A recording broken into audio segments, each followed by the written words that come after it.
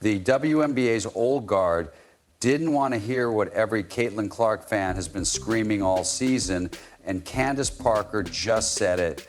The league, especially the commissioner, needs to pay attention because although we hoped that a new season would bring a fresh attitude toward Caitlyn and her fans, it's only gotten worse. The jealousy is louder, the bitterness is deeper, and the double standards are more obvious than ever. However, Candace, a WNBA legend, just stepped in and made them all look.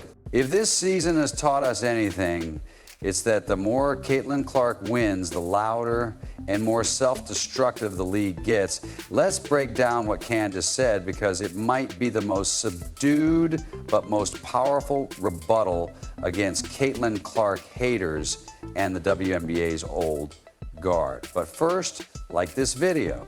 Every like equals one tissue for the haters who will need it after what Candace said. And also, don't forget to subscribe for more Caitlyn Clark and Fever updates. All right, so why is Candace speaking up now and why does it matter? Well, this is the main reason why she left women's basketball for a terrible team. When she arrived, she is the most famous basketball player in the United States right now, and I don't think that's close. The WNBA is currently growing at an insane rate, and it's all thanks to Caitlyn Clark. It's the worst-kept secret in sports. Caitlyn Clark isn't just the most popular player in WNBA history. She's probably the most popular athlete in America, period. We all know the numbers from the previous season. The Caitlyn Clark effect isn't slowing down, it's getting bigger. It is the second highest viewership, which is like average viewership, but it was the highest peak of any game ever on CBS.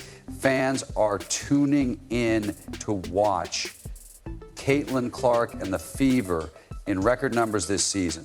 It started with there was a historic spike in TV ratings, a surge in ticket sales, merchandise flying off the shelves, and every measurable metric pointed to one undeniable truth. Caitlyn moves the needle like no one else. Let that sink in. A preseason game attracted a crowd of 3 million for a preseason exhibition match versus Brazil. Then came the season opener, too. The WNBA regular season game with the highest attendance in 25 years drew an average of 7 million viewers with a recent top of 3. 3 million people saw her fight the Liberty, but after she was hurt, things changed quickly. Now that Caitlyn Clark is hurt, the cost of tickets for the Fever's game has completely skyrocketed. The cost of tickets for Fever games without Caitlyn fell by 300%. And although Fever fans managed to hold their own in terms of TV ratings, I'll discuss that in a moment, the rest of the league fell far behind. This should serve as a wake-up call for everyone. Caitlyn Clark is expected to bring in over $1 billion, 0 cents for the WNBA this season alone, which means that the league is just one major injury away from losing all of its momentum. Angel Ree believes that the CBA dollars are coming, and Nafisa Collier is certain that the players have leverage for I. You may believe you have the upper hand, but without Caitlyn, forget about it. Nevertheless, the league keeps hurting itself. Instead of accepting the obvious reality of who is driving this growth, they tangle themselves into knots and pretend it's something else. Instead of celebrating the victories, they keep bringing up everything but basketball. As I mentioned earlier, the loudest microphones are those who are engaging in race baiting. I won't even mention names, but everyone I see who is connected to the WNBA, media coaches, is bitter about Caitlyn Clark. I'm not sure why, but just a few games into the season, it's already been facepalm after facepalm regarding the treatment of Caitlyn and her fans. It only took one game for the chaos to start as the league opened an investigation into alleged hate speech based on nothing, but the damage was already done. Rather than celebrating an amazing debut and a league record, the headlines were hijacked and the story wasn't about basketball. Regarding controversy, Caitlyn Clark and her supporters were once again drawn into a story that had nothing to do with what actually transpired on the court. You acknowledge that we don't support hate, but you fail to recognize that this was a completely untrue internet rumor. So you're giving it credibility. For taunting Angel Reese, the league has remained utterly silent about the actual hate being directed at Caitlyn and the Fever. There have been no statements, no support, and we've gone way, way beyond the bounds. The remarks made about the Fever players, especially Caitlyn, went far beyond basketball. They weren't merely criticisms of her popularity or game, they were hateful and threatening. The things being said to them, to Kelsey Mitchell and to Natasha Howard, are truly outrageous. People have taken pictures of these women and circled them, a bullseye on them, and have said, "It's on site when I see you." These weren't just nasty remarks, they were real threats, the kind of targeted personal attacks you would expect the league, especially one that consistently emphasizes its position on inclusion and hate, to at least condemn. But instead, Crickets made no statement, offered no defense, and offered no support. And it only got worse. Ex-fans are now accusing Caitlyn Clark of using her assistant coach's baby as a prop. That's right, they're attacking Caitlyn for holding a baby. That's the level of discourse we're dealing with, and it's gone from criticism to conspiracy, and the league has nothing to say.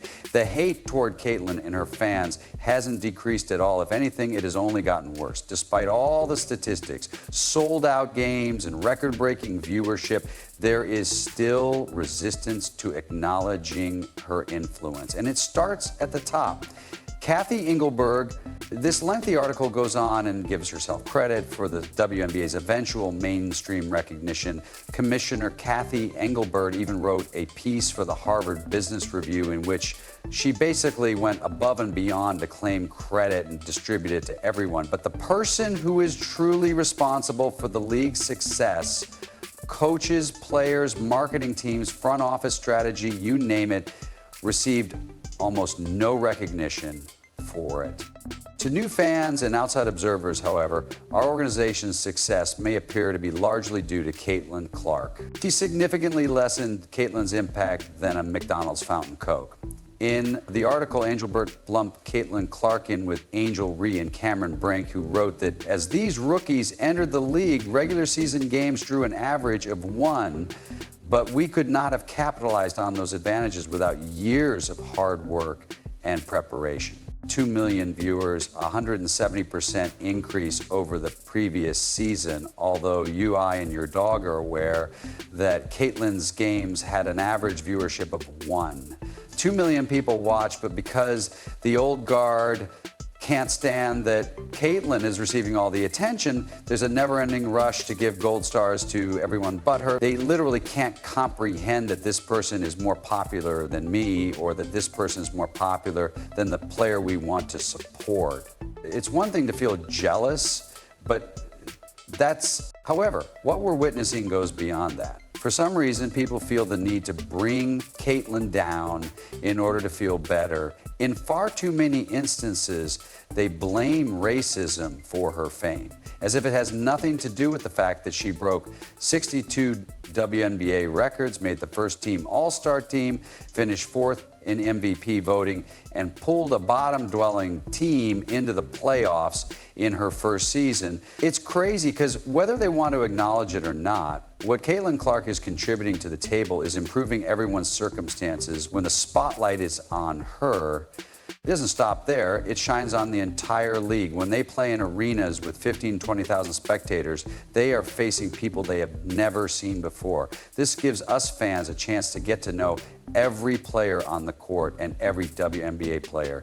Choose new favorites and choose other teams that we want to follow. Legends have already spoken out about this, people who have truly built this league and understand what's at stake. One of the most respected voices in women's basketball is Lisa Leslie, a Hall of Famer. When Mike called out the jealousy surrounding Caitlyn Clark, she effectively ended the WNBA. I believe it's all about money marketing, and we cannot ignore what Caitlyn Clark has done for the women's game. I won't pretend that we don't see it, but she has had a huge impact known as the Caitlyn Clark effect. Yes. Have we ever had teams have to move into larger arenas to play against a team? No, we haven't. So if there are more spectators watching the game and Caitlyn Clark brings that, why would we feel that way? She has more television games, but the pushback persists. As a three-time WNBA champion, two-time league MVP, and two-time Olympic gold medalist, Candace Parker is as old guard as they come. She is one of the most decorated, respected, and intelligent players the WNBA has ever seen. This week, she joined Stephen A. Smith on First Take to do something that virtually no other player in the league has had the courage to do: address the elephant in the room. At the end of the day, it comes down to the fact that the league needed some sense that there were a lot of women in the WNBA doing amazing work for the WNBA and basketball, and you could feel that people weren't feeling appreciated. Now, Stephen A. Smith deserves credit for not being afraid to speak out against jealousy. He's one of the few mainstream voices who has been willing to use the word. Fans have seen it, and everyone watching the WNBA right now can sense it. First Take, he dropped a logic bomb on Nefa Collier, who had complained about Caitlyn receiving more nationally televised games.